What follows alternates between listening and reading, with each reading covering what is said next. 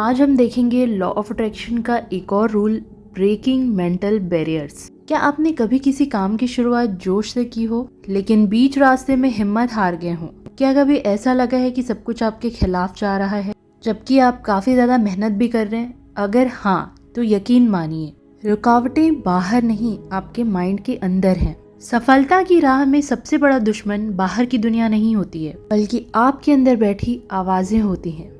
डर, शक, गुस्सा और पछतावा, ये सारी चीजें हमारे सबकॉन्शियस माइंड को जकड़ लेती हैं और उसे हमारी भलाई के खिलाफ काम करने में मजबूर कर देती हैं। और इस अध्याय का मकसद है इन मानसिक रुकावटों को पहचानना और उन्हें मिटाने के लिए ऐसे टूल्स देना जो आपके माइंड को आजाद कर सके।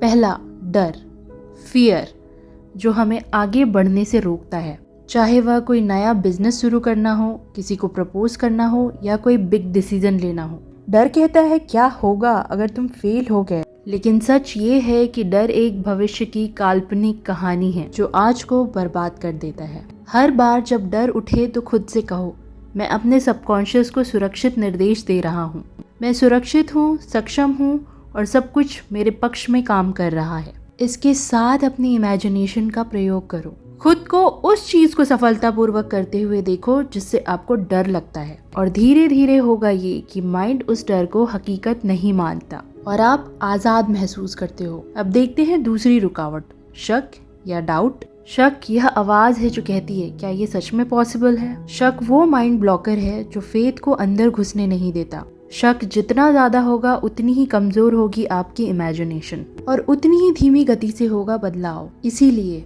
जब भी शक आए उसे एक बच्चे की तरह ट्रीट करो। खुद से ये कहो कि शक सिर्फ एक पुराने अनुभवों की छाया है और मैं अब एक नए माइंड से सोच रहा हूँ। मेरा विश्वास ही मेरा सच बनेगा। हर बार जब भी कोई पॉजिटिव अफर्मेशन कहो उसे बिना शक के दोहराओ, जैसे कि मैं योग्य हूँ, मैं पूरी तरह सफल हूँ, और इसे तब तक दोहराओ जब तक माइंड इसमें कोई शक न छोड़ दे। तीसरी रुकावट है गुस्सा या नाराजगी, रिजेंटमेंट। जब आप किसी से नाराज होते हो, बदला सोचते हो या पुराने गुस्से को पकड़े रहते हो, तब आप अपने ही माइंड को जहर पिला रहे होते हो।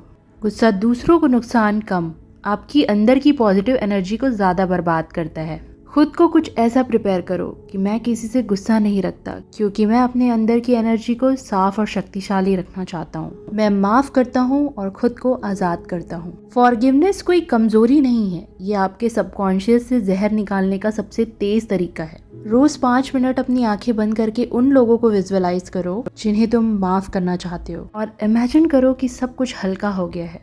चौथी रुकावट, अपराध बोध, मतलब गिल्ट। गिल्ट यानी खुद को बार बार याद दिलाना कि मैं गलत हूँ, मुझसे गलती हुई और मैं लायक नहीं हूँ। ये भावना आपकी एनर्जी को खा जाती है और आपके सबकॉन्शियस को ये सिखा देती है कि आप किसी अच्छी चीज के लायक नहीं हैं। इसलिए हमेशा इस पर फोकस करें कि मैंने जो सीखा वो मेरी ताकत है, मैं खुद को माफ करता हूँ, मैं एक नई शुरुआत के लायक हूँ। अपने आप से बिल्कुल वैसे बात करिए जैसे कि आप अपने दोस्त से बात कर रहे हैं, दयालुता से और समझदारी से। गिल्ट को पीछे छोड़ने का एक और पावरफुल तरीका है हर दिन खुद को एक नया पॉजिटिव रोल देना। मैं एक हीलर हूँ, मैं ग्रो कर रहा हूँ, मैं प्यार के योग्य हूँ। फॉर एग्जाम्पल, अगर आप किसी गंदे कमरे में सुंदर सजावट कर दें तो भी उसमें चैन नहीं मिलेगा, क्योंकि चीजें तो सुंदर हैं पर कमरा तो गंदा है। ठीक वैसे ही अगर आपके माइंड में शक, डर, गुस्सा और गिल्ट भरा हुआ है तो भी अफर्मेशन और विजुअलाइजेशन ज्यादा असर नहीं करेंगे। पहला काम है मानसिक बाधाओं को तोड़ना। दूसरा काम है मन को फिर से पॉजिटिव मैसेजेस देना। इस बात को हमेशा याद रखिए, आप जो सोचते हैं वही बनते हैं, लेकिन जो महसूस करते हैं वो और तेजी से बनते हैं। तो हर उस भावना से खुद को आजाद कीजिए जो आपके सबकॉन्शियस को जकड़े हुए हैं, और फिर देखिए कैसे आपकी जिंदगी एक नई दिशा में बहने लगती है। तो ये था आज का हमारा टॉपिक, ब्रेकिंग मेंटल बैरियर्स। जितने भी मेंटल बैरियर्स हैं, रुकावटें हैं, वो कैसे तोड़ने हैं आपको इस वीडियो में समझ आ गया होगा। सो गाइस, अगर चैनल सब्सक्राइब नहीं किया है तो प्लीज कर लीजिए, क्योंकि हम फिर मिलेंगे आगे की वीडियो में। तब तक के लिए धन्यवाद।